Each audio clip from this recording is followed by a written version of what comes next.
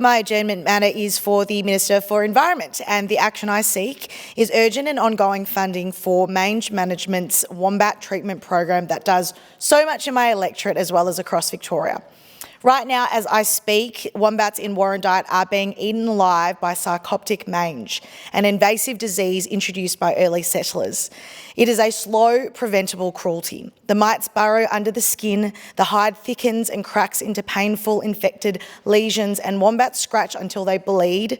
Their fur falls out, their hearing and sight fade, they grow weak, stop eating, and within about 3 months, most die. In some areas, infection reaches 90%, and we are seeing the same pattern here. This disease does not stop at the burrow. It can spread to other wildlife, to pets and to livestock. Wombats matter. Their digging turns soil. Their burrows become life-saving shelter for other species, especially after fire. When a wombat disappears, the whole bush feels it. But there is a cure. We can save these wombats, and they are being saved by Mange Management, a remarkable grassroots organisation that punches well above its weight. Powered almost entirely by volunteers, they are the only dedicated wombat mange treatment group in Victoria.